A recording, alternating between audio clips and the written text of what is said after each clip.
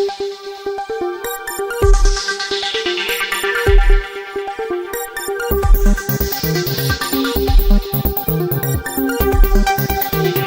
Police ठाण्याच्या वतीनं म्हणजे माझं या मुंबई परिक्षेत्राचे कमिशनर साहेब यांच्याशी बोलल्याप्रमाणे या ठिकाणी त्यांनी पत्र दिलंय की 28 तारखेला जी माननीय उच्च न्यायालयामध्ये आपल्या या आंदोलनाच्या परवानगीबाबत सुनावणी आहे त्याबाबत निर्णय झाल्यानंतर आपल्याला आंदोलनाची परवानगी देण्याची कारवाई होईल।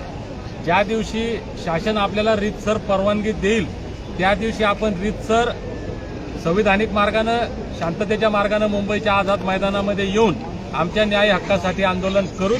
आज फक्त सरकारनं पोलिसांच्या खांद्यावर बंदूक ठेवून 17 तारखेला जो एक चुकीचा प्रकार आमच्या बाबतीमध्ये केला त्याचा निषेध म्हणून किंवा आमचा राग म्हणून किंवा प्रशासनाने ट्रेलर आमच्यासोबत खेळण्याचा प्रयत्न केला, आमच्या भावनांशी खेळण्याचा प्रयत्न केला, आमच्या स्वाभिमानाशी खेळण्याचा प्रयत्न केला तर धनगरांना स्वाभिमान आहे आणि तो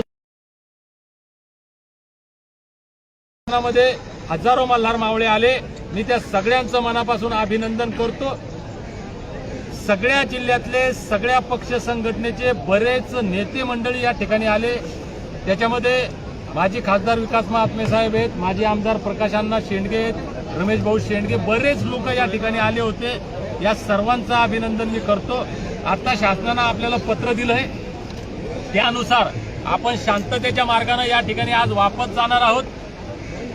राज्याच्या ज्या ज्या भागातून बांधव इथं येणार आहेत त्यांना माझी नम्र विनंती आहे, आज आपण या ठिकाणी येऊ नका।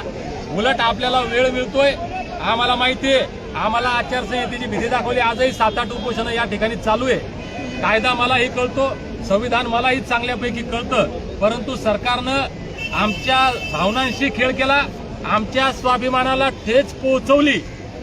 म्हणून आम्ही इथं आलो होतो की धनगर वेडे आहेत तितके समजदार आहेत।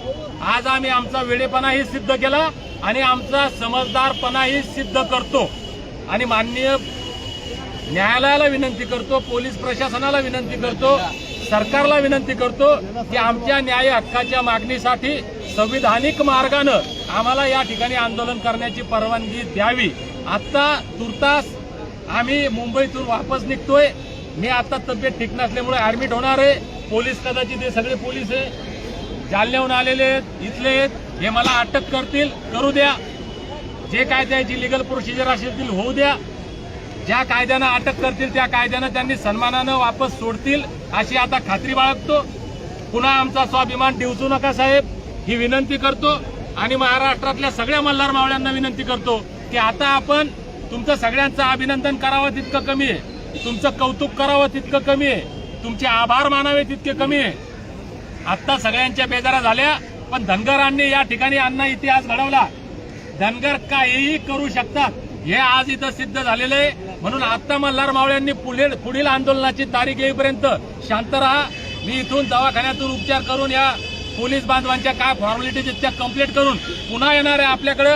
ज्या तालुक्यात, ज्या जिल्ह्यात, ज्या गावात मी आलो नसेल तिथं प्रत्येकापर्यंत पोहोचणार आहे आणि नव्या ताकदीनं पुन्हा आपण मुंबईच्या आझाद मैदानामध्ये येऊ, आमच्या न्याय हक्क अधिकाराचा लढा लढू आणि